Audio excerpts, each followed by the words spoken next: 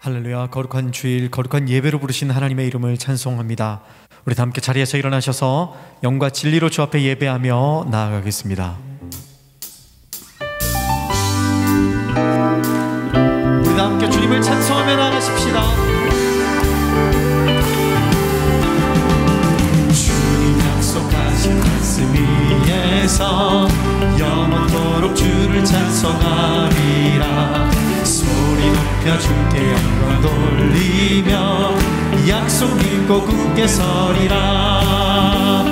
굳게 서리. 영원하신 말씀 위에 굳게 서리. 굳게 서리. 그 말씀 위에 굳게 서리라. 주님 약속하신 말씀 위에서 세상 염려 내게 엄습할 때에 용감하게 힘써 싸워 이기며 약속 믿고 굳게 서리라. 굳게 서리. 영원하신 말씀 위에 굳게 서리. 굳게 서리. 그 말씀 위에 굳게 서리라. 주님 약속하신 말씀 위에서 영원하신 주의 사랑이 믿고 성령으로 힘써 싸워 이기며 약속 믿고 굳게 서리라. 굳게 서리. 영원하신 말씀 위에 굳게 서리. 굳게 서리. 그 말씀 위에 굳게 서리라. 주님 약속하신 말씀 위에서 성령 인도하는 대로 행하며 주님의 항상 안식 얻으며 약속 믿고 굳게 서리라. 굳게 서리. 굳게 서리. 영원하신 말씀 위에 굳게 서리. 굳게 서리. 그 말씀 위에 굳게 서리. 굳게 서리. 영원하신 말씀 위에 굳게 서리. 굳게 서리. 그 말씀 위에 굳게 서리라. 아멘. 주님의 말씀 위에 굳게 섭니다. 믿음으로 섭니다. 아멘.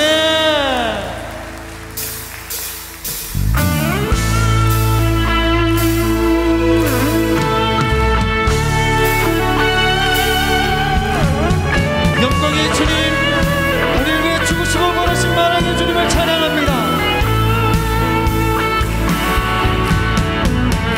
영광의 주님 찬양하세. 모든 영광 능력 찬송 예수님께. 영광의 주님 찬양하세. 주의 백성 모두 함께 찬양하세. 두 손을 높이 들고 주 이름 찬양. 존귀와 영광 모두 주 예수님께.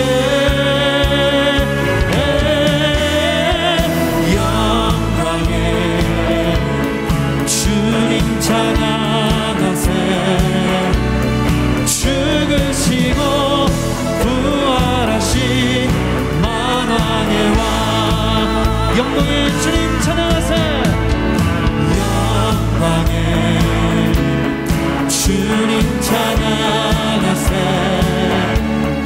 모든 영광 찬송 예수님께.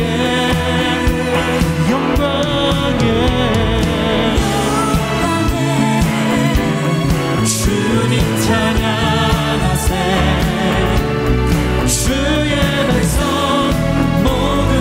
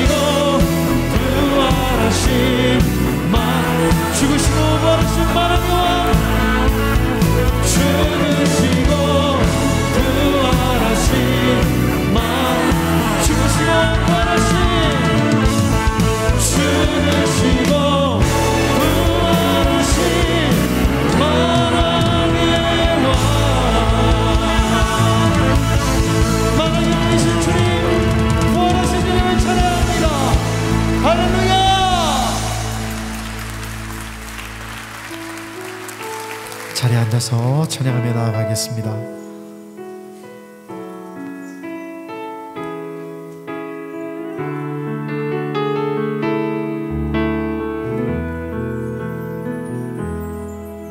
내가 누려왔던 모든 것들이,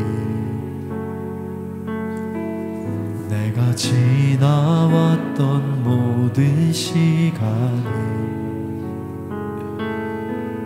내가 걸어왔던 모든 순간이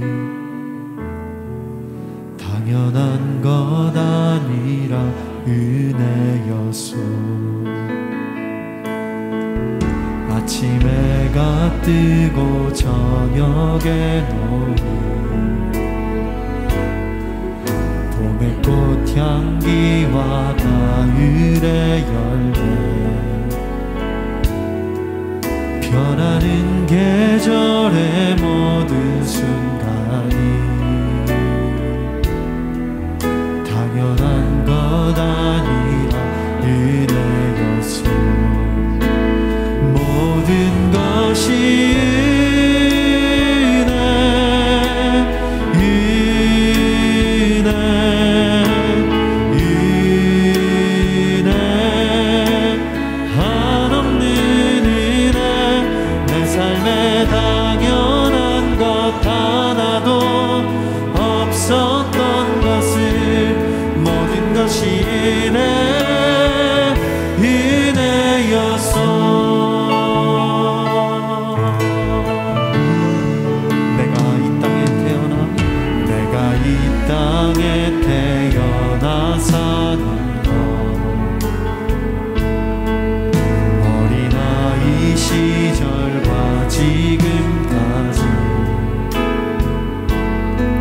숨을 쉬며 살며 꿈을 꾸는 삶, 당연한 것 아니라 은혜였소. 내가 하나님의 자녀로 살며 오늘 찬양하고 예배하는 삶, 복음을 전할 수 있는 축복이 당연한 것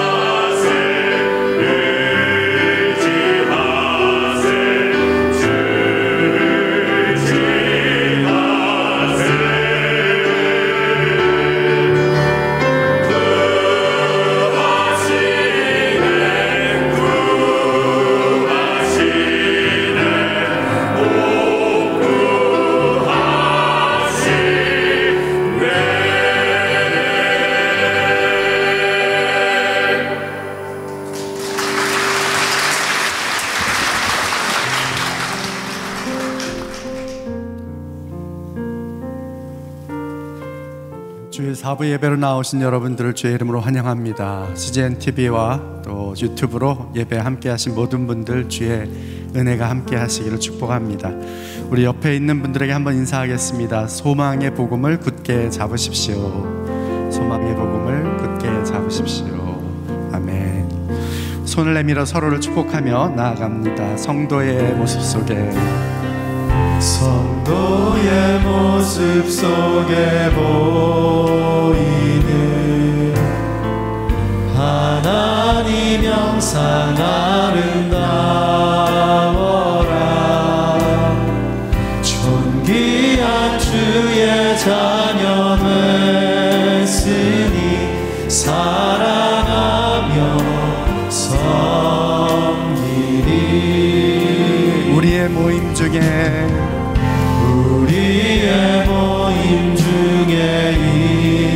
임하신 하나님 영광 아름다워라. 존귀한 왕이 여기 계시니 사랑하며 섬기리. 서로에게 축복의 박수를 드립니다. 이 시간 하나님께서 우리에게 주신 말씀은 갈라디아서 3장 15절로 29절의 말씀입니다. 갈라디아서 3장 15절에서 29절 말씀, 제가 한 절 여러분 한 절 교독하겠습니다. 형제들이여, 내가 사람의 예를 들어 말합니다. 사람의 언약이라도 한 번 맺은 후에는 아무도 그것을 무효로 하거나 덧붙일 수 없습니다. 하나님께서 아브라함과 그의 자손에게 약속을 주실 때 여러 사람을 가리켜 자손들에게 라고 하지 않으시고 오직 한 사람을 가리켜 네 자손에게 라고 하셨는데, 이는 곧 그리스도이십니다. 내가 말하고자 하는 것은 이것입니다. 430년 후에 생긴 율법이 하나님에 의해 미리 정해진 언약을 무효화해 그 약속을 취소할 수 없다는 것입니다. 만일 율법에서 난 것이라면 그것은 더 이상 약속에서 난 것이 아닙니다. 하나님께서는 은혜로 약속을 통해 아브라함에게 유업을 주셨습니다. 그러면 율법은 무엇입니까? 율법은 약속된 자손이 오시기까지 죄 때문에 더한 것입니다. 이 율법은 천사들을 통해 한 중보자의 손으로 주어졌습니다. 그 중보자는 한 편만을 위한 중보자가 아닙니다. 그러나 하나님은 한 분이십니다. 그러면 율법이 하나님의 약속과 상반되는 것입니까? 결코 그럴 수 없습니다. 만일 율법이 생명을 줄 수 있는 것으로 주어졌다면 분명히 의인은 율법에서 났을 것입니다. 그러나 성경은 모든 것을 죄 아래 가두었습니다. 이는 믿는 사람들에게 예수 그리스도를 믿는 믿음에 근거한 약속을 주시기 위함입니다. 믿음이 오기 전에는 우리가 율법 아래 매여 장차 계시될 믿음의 때까지 갇혀 있었습니다. 그래서 율법은 그리스도의 때까지 우리를 인도하는 선생이 됐습니다. 이는 우리로 하여금 믿음으로 의롭다고 인정받게 하려는 것입니다. 그러나 이제는 믿음이 왔으므로 우리는 더 이상 율법이라는 선생 아래 있지 않습니다. 여러분은 모두 그리스도 예수 안에서 믿음으로 하나님의 아들들이 됐습니다. 그리스도와 합해 세례를 받은 사람은 모두 그리스도로 옷 입었기 때문입니다. 유대 사람도 없고 그리스 사람도 없고 종도 없고 자유인도 없고 남자도 없고 여자도 없습니다. 여러분 모두는 그리스도 예수 안에서 하나이기 때문입니다. 함께 읽습니다. 만일 여러분이 그리스도께 속한 사람이면 여러분은 아브라함의 자손이요 약속을 따른 상속자입니다. 아멘. 사도 바울은 예수 그리스도의 복음을 변호하고 있습니다. 죄인된 인간이 오직 예수 그리스도께서 행하신 일을 은혜로 선물로 믿음으로만 받아들임으로만 구원 얻는다는 이 진리를 그는 지키고 또한 전하고 있습니다. 사람들은 오직 믿음으로서만 의롭게 된다는 것, 하나님께서 다 이루어 주신, 그리스도를 통해서 다 이루어 주신 것을 그저 믿음으로 받아들이기만 하면 된다는 것을 만족스러워하지 않습니다. 불안해합니다. 불충분하다고 여깁니다. 그래서 자신의 그 무엇으로 보충해야 된다고 생각합니다. 사람들은 스스로 무엇인가를 행함으로 받는 보상에 익숙해져 있기에 내가 아무것도 행하지 않는, 받아들이기만 하는 것으로 내가 의로워진다는 것에 대하여 의문을 제기합니다. 그것은 합리적이지 않아 보인다고 말합니다. 그러나 하나님의 구원의 복음은 불합리한 것입니다. 틀리다는 게 아니라 하나님의 사랑을 어찌 합리성으로 이해할 수 있겠습니까? 하나님이 그 영광을 버리고 사람이 되시고 죽기까지 낮아지신 그 하나님의 낮아지심을 어찌 합리적이라고 말할 수 있겠습니까? 합리적으로 말하자면 죄악에 빠진 영혼은 죄악 가운데 버려지는 것이고 징벌 받을 사람은 징벌 받는 것이 합리적인 것 아니겠습니까? 그러나 하나님은 진노 가운데 처한 우리들을 내버려 두지 아니하시고 징벌 가운데 처한 우리들을 징벌 가운데 처하게 두지 아니하시고 하나님의 아들 독생자 예수 그리스도를 통하여 우리를 구원하시기로 작정하셨습니다. 그것은 인간의 합리성을 뛰어넘는 것입니다. 그래서 사람들의 생각에는 인간의 지혜로는 어리석어 보이는 것입니다. 세상은 이런 합리성이란 기준으로 모든 것을 이성 중심으로 판단하려 하지만 인간의 이성은 타락한 이성이기에 하나님의 진리를 온전히 깨달을 수 없습니다. 예수 그리스도의 십자가의 은혜로 우리에게 주시는 그 구원을 우리가 온전히 믿음으로 받아들여야 한다는 이 진리를 우리가 분명히 확실히 깨닫지 못한다면 우리는 이 복음의 능력을 깨달을 수가 없습니다. 하나님께서 이 구원의 복음을 우리에게 주시기 위하여 역사 가운데 많은 사람들을 택하여 일하셨습니다. 놀라운 것은 그 하나님의 일하심이 모두 연결된다는 것입니다. 성경 역사에서 하나님이 택하여 말씀하시고 약속을 주시고 그들과 동행하며 일하신 모든 것들이 서로 연결된다는 것입니다. 서로 다른 시대에 적어도 우리가 확인할 수 있는 것만 수천 년의 역사 가운데 하나님께 부름을 받았던 사람들이 받았던 말씀, 또 그것을 기록으로 남긴 모든 성경의 기록들이 서로 다른 시대, 서로 다른 문화 속에 서로 만날 수 없는 사람들이 기록한 내용이지만 유기적으로 서로 연결되어 있다는 것은 너무나 놀라운 신비입니다. 그 모든 연결점의 정점에는 예수 그리스도가 계십니다. 마틴 루터는 성경의 모든 내용들을 압축하고 또 압축하여 한 단어로 표현한다면 그것은 예수 그리스도라고 말했습니다. 만일 성경에서 예수 그리스도를 빼버린다면 성경은 겉표지만 남는 책이 될 것이라 했습니다. 하나님께서 예수 그리스도를 통하여 우리에게 주시는 이 구원을 우리에게 설명해 주시기 위하여, 미리 보여주시기 위하여 먼저 택한 인물이 아브라함입니다. 하나님께서 아브라함에게 주신 그 약속의 내용을 통해서 우리는 예수님을 믿는 믿음이 무엇인가를 우리에게 먼저 알려주셨다는 겁니다. 바울은 믿음 위에도 율법도 함께 지켜야 된다는 이들과 지금 싸우고 있습니다. 그들의 주장이 거짓되고 잘못되었다는 것을 깨닫게 하기 위하여 바울은 구약의 아브라함을 예로서 인용하고 있는 것입니다. 이 아브라함에게 주신 약속을 세심하게 살펴보면 그들의 주장이 헛되다는 것을 증명할 수 있기 때문입니다. 이 사도 바울이 이제 아브라함에게 주신 하나님의 약속과 모세에게 주신 율법을 대조하면서 설명하는 내용이 오늘 본문의 내용입니다. 이 약속과 율법, 이 두 가지가 사실은 구약 성경의 두 축입니다. 구약 성경에는 수많은 사람들을 통해 하나님께서 약속을 주셨어요. 또한 모세 율법을 통해 주신 이 내용을 수많은 사람들을 통해 다시 계속 리마인드 시킵니다.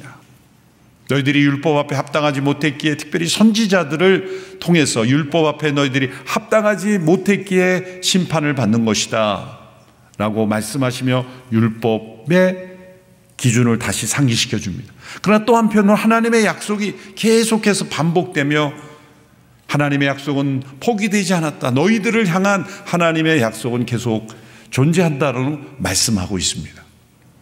그런데 이 바울이 오늘 본문에서 이 약속과 율법을 대조시키면서 무엇을 강조하고 있습니까? 시점을 주목해 보아야 한다고 말하고 있습니다. 17절에 보면 아브라함에게 주신 약속은 모세를 통해 주신 율법보다 430년 전에 주어진 것이다. 430년 전에 먼저 주어진 약속, 그 약속의 내용에는 무엇이 있었는가? 그것은 아브라함을 하나님께서 믿음으로 의롭다 하셨다는 겁니다. 우리가 지난주에 살펴본 대로 하나님께서 아브라함에게 자녀에 대한 약속을 주셨지만 그들 스스로가, 아브라함 부부가 아이를 낳을 수 없는 그런 상태라는 것을 알았기에 양자를 드리라는 하나님의 뜻인 줄 알고 그렇게 말씀드렸지만 하나님은 아니다. 너희들을 통해 태어날 후손을 줄 것이다. 약속의 자녀를 줄 것이다 말씀하셨어요. 그리고 밖으로 데리고 나가 하늘에 많은 별들을 보여주셨을 때 아브라함이 그 말씀을 믿었다고 했습니다. 그리고 그 믿음을 하나님께서 의로 여기셨다고 말씀합니다. 그것이 창세기 15장 6절의 말씀입니다. 성경에서 처음으로 하나님께서 인간을 의롭다 하시는 그 방법으로 하나님의 말씀을 믿음으로 받아들이는 것을 의롭다 여기시는 것으로 행하신다고 처음 등장한 말씀이에요. 근데 그 시점이 언제냐 하는 겁니다. 모세율법이 없었을 때입니다. 모세율법은 430년 후에나 주어졌어요. 자, 그렇다면 바울의 논리는 이것입니다. 모세율법이 전혀 없었을 때도 하나님이 인간을 의롭다 하시는 방법은 하나님의 말씀, 계시, 약속을 믿음으로 받아들이는 것을 의롭다 하셨다는 것이라면 모세율법이 주어진 이후에도 하나님이 인간을 의롭다 하시는 방법은 믿음이라는 것입니다. 약속이 율법보다 먼저 주어졌기에 이 율법은 약속을 보완하는 것이며 이 약속이 이루어지는 과정에서 하나님이 사용하시는 방법이라는 것입니다. 그 율법을 통하여 하나님의 약속이 더 빛나게 한다는 겁니다. 별이 언제 빛납니까? 밤하늘에서 빛나는 겁니다. 대낮에 별이 없는 게 나타난 게 아니라 안 보일 뿐이죠. 어두운 밤하늘에 별이 반짝이듯이 이 율법 앞에 선 인간들이 절망과 좌절과 율법 앞에 자신이 죄인됨을 깨달음으로 인해서 하나님의 약속을 바라보게 된다는 거예요. 율법이 약속을 보완한다는 거예요. 그 약속을 빛나게 하고 그 약속이 성취되는 과정 속에 율법이 사용되었다. 오늘 본문에 5가지 율법의 기능을 요약하여 설명함으로써 이 율법이 어떻게 하나님의 약속을 보완하는 역할을 하는지를 설명하고 있는 것입니다. 첫 번째로 율법은 미리 정해진 약속, 하나님의 약속을 무효화할 수 없다는 것입니다. 17절의 말씀 우리 같이 읽겠습니다. 시작. 내가 말하고자 하는 것은 이것입니다. 430년 후에 생긴 율법이 하나님에 의해 미리 정해진 언약을 무효화해 그 약속을 취소할 수 없다는 것입니다. 아브라함에게 먼저 주어진 이 약속을 후대에 주어진 율법이 무효화하며 취소할 수 없다. 약속은 여전히 유효하다라는 겁니다. 아브라함에게 주신 약속의 내용을 보면 창세기 12장 1절에서 3절이죠. 아브라함에게 너는 본토 친척 아비 집을 떠나 내가 내게 지시할 땅으로 가라. 땅에 대한 약속이 나오고 내가 내게 후손을 주어서 그 후손이 번성하게 해서 땅의 모든 족속의 복의 근원이 되게 하겠다는 자손의 약속이 주어집니다. 그런데 그 말씀 속에서 하나님께서 가장 많이 반복하신 단어는 내가 하겠다는 겁니다. 내가 이루리라. 내가 만들어주겠다라는 겁니다. 하나님께서 반복하여 내가 이루리라. 너에게 지금 아무 땅이 없지만 너에게 땅을 주고, 자손을 낳을 수 없다고 여기지만 자손을 주고, 그 자손을 번성케 하며 많은 땅의 모든 족속의 복의 근원이 되게 하겠다. 그것은 내가 이루겠다. 아브라함이 할 일은 이주하는 것뿐입니다. 약속하신 땅으로 믿음으로 반응하는 것뿐입니다. 하나님께서 모든 것을 이루신다는 그 하나님의 주권, 하나님의 능력, 하나님의 그 능력을 나타내는 이 약속, 이 내용의 핵심입니다. 내가 하겠다. 그런데 모세에게 준 율법에서 가장 반복되는 것은 뭡니까? 너는 해야 한다. 너는 해야 할지니라. 너는 이루어야 한다. 지켜야 된다. 그 말씀이 반복되죠. 그런데 이 두 약속과 율법을 주신 하나님이 동일한 하나님이에요. 아브라함에게 내가 하겠다라고 하는 그 말씀이 바로 그 아브라함의 후손에게 모세를 통해 율법을 주셨거든요. 내가 하겠다는 그 약속을 받은 후손들에게 너희는 이걸 해야 된다, 너희는 해야 한다라고 율법을 주셨. 그 하나님이 동일한 하나님이에요. 어떻게 이것이 연결될 수 있을까요? 그것이 우리의 주어진 문제입니다. 유대 백성들은 아브라함에게 주신 약속을 잃어버리고 모세의 율법으로부터 시작하려고 했던 거예요. 왜 그랬을까요? 사실 이 모세를 통해 주신 율법의 탁월성을 보면 한편 이해가 가기도 해요. 왜냐하면 당시에 모세 시대 당시에 다른 어떤 그 시대의 전 세계의 다른 민족들에게 이런 탁월한 법이 있었던 나라가 없습니다. 뭐 함무라비 법전이라든지 다른 어느 시대의 법전들이 보면 이 내용과 깊이와 체계성에 비교할 수가 없어요. 법이라는 것은 사람들이 모여서 각자 우리가 어떤 공동체를 이룰 건가, 어떤 나라를 이룰 건가를 고민하고 그리고 조항들을 만드는 거죠. 그래서 다른 나라의 법들은 다 그렇게 만들어졌어요. 그런데 모세 율법, 모세를 통해 주신 하나님의 법에 의하면 비교할 수도 없을 만큼 낙후된, 우리가 볼 때는 그렇게 구성되지 못한 법전들이었습니다.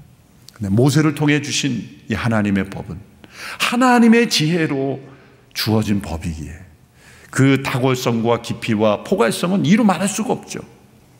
그래서 유대민족들이 한편으로 그런 자부심을 갖고 그 율법을 근거하여 살아가려고 하는 것은 이해가 될 수도 있지만, 그러나 그들의 중요한 문제는 그들의 조상인 아브라함에게 하나님께서 약속을 주시고 그 약속의 물줄기 속에서 율법을 주셨다는 것을 잊어버리고 단절시켜버린 것이 문제입니다.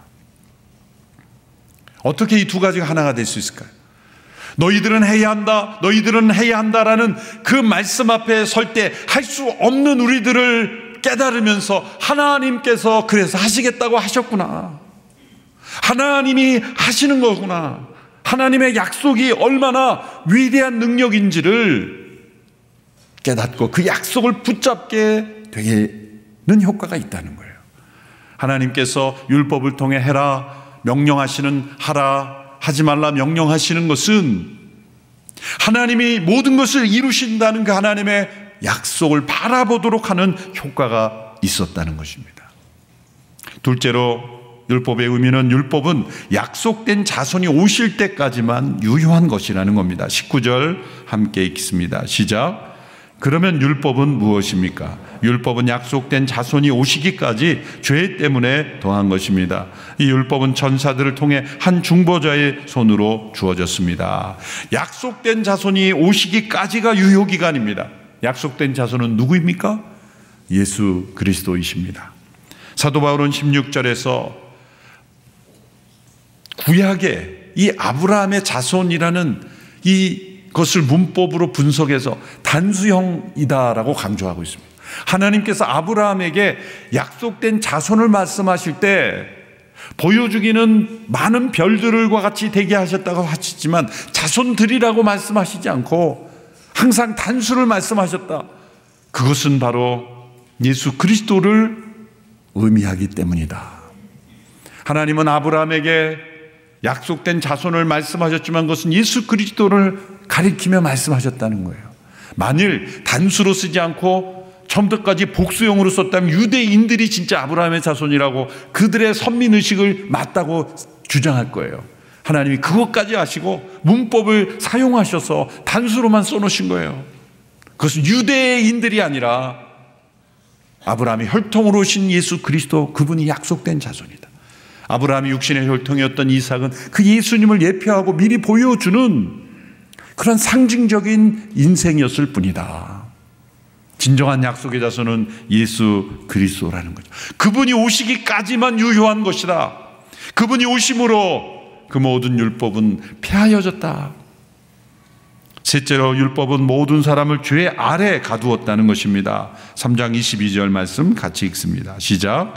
그러나 성경은 모든 것을 죄 아래 가두었습니다. 이는 믿는 사람들에게 예수 그리스도를 믿는 믿음에 근거한 약속을 주시기 위함입니다. 여기 성경이라고 번역된 건 율법을 가리키는 거죠. 율법이 모든 것을 죄 아래 가두었다. 죄가 없는 자들을 죄인 취급했다는 게 아니라 죄인됨을 깨닫지 못한 자들이 깨닫도록 죄 아래 깨닫도록 가두었다는 것입니다. 이 가두었다는 건 죄수를 가뒀다는 그런 의미의 표현이죠. 이 세상 모든 사람들이 죄의 감옥에서 태어난 것입니다. 왜 모든 사람을 죄 아래 가두었습니까? 한 사람도 예외 없이 이 죄의 문제와 상관없다고 주장할 수 있는 사람은 아무도 없기 때문에 그것을 깨닫게 하기 위해서 모든 이들이 다 죄의 감옥에서 태어난다는 것을 깨닫게 하기 위해서 죄 아래 가두신 것입니다. 갓 태어난 정말 아기를 보면 얼마나 예쁩니까? 이 아기가 죄의 감옥에서 태어났다고 말하기가 좀 어울리지 않지 않습니까? 그러나 몇 년 지나 보십시오. 자기 중심적인 그 죄성이 나오는 걸 보면 인간은 역시 죄의 감옥에서 태어났구나라는 것을 알게 되죠. 그것을 깨닫게 되는 것이 율법 앞에 섰을 때입니다. 우리는 선천적으로 죄의 감옥에서 태어났을 뿐만 아니라 스스로의 선택도 다 죄의 감옥에서 태어난 거예요. 또 다른 표현으로 네 번째 율법은 모든 사람을 매여 있게 하였다고 표현하고 있어요. 23절의 말씀 같이 읽겠습니다. 시작. 믿음이 오기 전에는 우리가 율법 아래 매여 장차 계시될 믿음의 때까지 갇혀 있었습니다. 율법 아래 매여 갇혀 있다. 이것은 군사 용어입니다. 군대에서 전쟁의 포로가 되어 이제 감시받고 자유를 잃어버린 그런 상태. 바로 우리가 죄의 포로가 되었다는 거죠. 사단의 종이 되었다는 겁니다. 죄를 짓는 그 순간부터 우리는 죄의 포로가 되어서 자유를 잃어버린 인생으로 살아가고 있으므로 율법이 바로 그것을 깨닫게 한다는 거예요. 모든 사람이 죄와 사단에 매여 있다는 것을 깨닫게 하는 역할, 율법의 기능이라는 것이죠. 다섯 번째로 율법은 모든 사람을 인도하는 선생이 된다 했습니다. 24절부터 25절까지 읽습니다. 시작. 그래서 율법은 그리스도의 때까지 우리를 인도하는 선생이 됐습니다. 이는 우리로 하여금 믿음으로 의롭다고 인정받게 하려는 것입니다. 그러나 이제는 믿음이 왔으므로 우리는 더 이상 율법이라는 선생 아래 있지 않습니다. 이 율법이라는 선생 아래, 이 선생이라는 단어가 번역하기가 어렵습니다. 왜냐하면 오늘 이 시대 이런 기능이 없기 때문이에요. 개역개정에서는 초등교사 이렇게 번역을 했는데 초등학교 교사라는 뜻이 아니죠. 개역 번역에서는 몽학선생, 더 이해할 수 없는 그런 표현을 썼죠. 오늘 우리가 잘 없는 그런 기능이죠. 그래서 우리말은 어쩔 수 없이 선생이라고 번역했죠. 이것도 우리가 흔히 아는 그런 선생, 교사의 의미와 다른 역할이기 때문이에요. 헬라어로 이 선생이라고 번역된 단어는 파이다고고스라는 단어인데 이것은 오늘날에는 없는 기능입니다. 그 당시에 선생, 우리가 생각하는 교사의 긍정 지식을 가리키고 양육하는, 교양을 쌓게 하는 그런 교사를 의미하는 단어, 디다스칼로스라는 다른 단어가 원래 있었어요. 근데 이 단어는 뭐냐면 어느 정도 재정적으로 안정된 가정에서 자녀를 잘 키우기 위해서 아주 어린 시절부터 잘못된 행동이나 습관을 따끔하게 지적하고 때로는 체벌까지 할 수 있는 권한을 준 종이었어요. 뭐 등하굣길에 같이 이렇게 보호하고 안내하는 그런 역할뿐만이 아니라 늘 함께 있으면서 잘못을 지적해주는 역할을 하고 때로는 체벌까지 했어요. 때로서 이 파이다 고고스를 찾아보면 그 당시의 그림에 보면 한 어린아이가 있고 이 종이 매를 들고 딱 있는, 그 부모가 아니라 종인데 그 아이를 체벌할 수 있는 훈육관의 역할을 하게 한 거예요. 오늘날에 이런 제도가 없기 때문에 이걸 어떻게 번역할까, 그래서 그냥 선생이라고 한 것이지만, 바울은 율법을 바로 그런 기능이다라고 했을 때 그 당시 사람들은 알아들었던 거죠. 사실 이게 우리 사회에서 어떤 역할일까 생각해 보면, 요즘 시대는 그렇지 않지만 저보다 위에 계신 분, 저희가 바로 그 트랜지션을 이뤘던 그런 시대인데, 중고등학교 때만 해도 교문에 들어가면 훈육교사가 딱 계셨어요. 그래서 이 두 발 체크하고, 그래서 머리 길면 지적하고, 이름 적고, 또 복장 제대로, 교복 제대로 안 입고 그러면 뭐 벌도 주고, 심지어는 머리가 길면 좀 심술궂은 교사는 기계로 그냥 깎아버리기도 했어요. 예쁘게 깎는 게 아니라 그냥 아무데나 밀어버리는 거죠. 그렇게 깎을 수밖에 없게.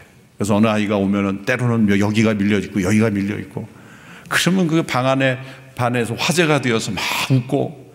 그런데 그런 훈육교사에서도 스승의 대리 되면 스승의 은혜 그러면서 그렇게 노래 불러드리고 그런 시대가 있어. 요즘 그랬다가는 큰일 나죠. 바로 뉴스에 나오고 바로 고발당하죠. 그랬던 때가 잘했다는 게 아니라 그 역할, 그런 역할이죠. 그건 없으면 좋을 것인데 그런 역할이 꼭 필요한 애들이 있다는 거예요. 그래서 그 자녀를 올바른 행동을 교정하기 위해서 그런 역할을 맡겼던 이 파이다 고고스라는 종, 그것이 바로 여기서 말하는 선생이에요. 율법이 없이 그렇게 하나님의 뜻대로 살아가면 얼마나 좋습니까? 그런데 그 율법이 없다면 인간이 얼마나 죄악되고 교만하고 자만하고 스스로 잘난 척하며 살아가는 존재인지를 깨닫지 못하기 때문에 그것을 깨닫게 하는 용도로 하나님께서 만드신 거예요. 약속된 자손이 오시기까지. 그리고 하나님의 약속 이후에 그 사이에 율법을 주셨다는 거예요. 그래서 이 율법은 구원을 주는 것이 아니라 구원의 필요성을 깨닫게 하는 거예요. 길과 진리가 아니라 길과 진리를 갈망하게 만드는 도구라는 겁니다. 제가 앞서 말씀드린 것을 존 스토트 목사님이 잘 이렇게 5가지로 다시 요약을 했어요. 율법이 우리를 쳐서 상하게 해야 비로소 우리는 상처를 싸매야 할 복음의 필요성을 인정하게 된다. 율법이 우리를 체포하여 옥에 가두어야 비로소 우리는 자신을 해방시켜 주실 그리스도를 갈망하게 된다. 율법이 우리를 정죄하고 죽여야 비로소 우리는 칭의와 생명을 얻고자 그리스도를 부르게 된다. 율법이 우리를 자신에 대한 절망으로 몰아가야 비로소 우리는 예수님을 믿게 된다. 율법이 우리를 지옥에까지 낮추어야 비로소 우리는 자신을 천국으로 올려줄 복음으로 돌아서게 된다. 바로 이것이 율법의 기능입니다. 율법은 잔인할 만큼 우리에게 행위를 요구합니다. 율법은 믿음을 받아들이지 않아요. 율법 앞에서 내가 좀 믿음은 가지고 있는데 행동이 이렇습니다. No, 받아들이지 않습니다. 행동만 행위만 받아들이는 거예요. 또 완전한 행동만 받아들이는 거예요. 100% 완전함만 받아들이는, 완전하지 않은 행위는 전부 탈락입니다. 율법의 저주 아래 처하게 합니다. 율법이 100을 요구하는데 어떤 사람은 50을 충족시켰고 나는 99를 충족시켰으니 그래도 내가 50보다는 낫지 않습니까? No! 100이 아니면 율법은 다 저주 아래 처하게 하는 거예요. 받아들이지 않는 겁니다. 율법은 믿음을 받아들이지 않아요. 마음에 어떤 동기가 있느냐 중요하지 않습니다. 행위만을 받아들이는 거예요. 그런데 은혜의 복음은 어떻습니까? 정반대로 율법이 믿음과 행위로 혼합한 것을 받아들이지 않은 것처럼 은혜의 복음도 마찬가지예요. 거기서는 우리의 행위를 완전히 배제하고 우리가 어떠한 삶, 어떠한 모습, 어떠한 형편에 있든지 간에 오직 믿음만을 받아들이는 거예요. 예수님께서 모든 것을 이루셨기에 예수님께 십자가에서 이루신 모든 행위로 말미암아 완전히 그 율법을 이루신 이를 믿음으로 받아들이는 것을 받아들이시는 거예요. 그것을 의로 여기신다는 거예요. 그러면 어떻게 살아도 상관없단 말입니까? 아니죠.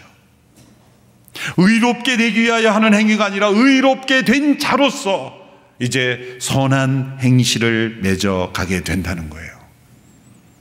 오직 내가 예수께서 행하신 일을 믿음으로 의롭게 된다는 것을 깊이 확실히 깨닫는 사람은 반드시 행위가 바뀌게 되어 있어요. 그것은 율법 앞에 의로워지기 위하여 행하는 행위가 아니라 나를 의롭다 하신 하나님의 은혜에 감동하여 감격하여 은혜에 합당한 삶을 살기 위하여 변화된 행실, 그게 진짜 하나님이 받으시는 삶의 열매라는 것입니다. 전로 역정의 저자인 존 번연도 이 차이를 이렇게 문학적으로 잘 표현했어요. 율법은 달리라고 명령한다. 그러나 손도 발도 주지 않는다. 그러나 은혜의 복음은 우리에게 날아가라고 하며 날개를 달아준다. 하나님의 뜻을 행할 수 있는 능력과 힘을 주는 겁니다. 율법은 우리가 하나님 앞에 어떤 상태며 어떤 의무를 지고 있는지만 알게 해줘요. 우리가 어떤 상태인지, 얼마나 죄와 악한 상태에 있는지만을 알려주지만 복음은 그것을 씻어주고 용서해주고 회복시켜주고 행할 수 있는 능력을 주는 것입니다. 그러므로 믿음 위에 율법을 믿음과 섞는 것은 어리석은 일이다. 율법으로부터 어떤 소망을 우리가 가질 수 없다. 이제는 믿음이 왔다. 오늘 본문에 믿음의 때가 왔다. 믿음이 왔다. 믿음으로 오직 예수 그리스도께서 행하신 것을 믿음으로 받아들이며 오직 내 안에 그리스도께서 사시도록 믿음으로 내어드리는 때가 왔다. 어떤 변화가 일어났습니까? 오늘 본문에 세 가지 간략하게 바울이 요약하고 있습니다. 첫째, 우리는 하나님의 가족이 되었습니다. 26절에서 27절 같이 읽습니다. 시작. 여러분은 모두 그리스도 예수 안에서 믿음으로 하나님의 아들들이 됐습니다.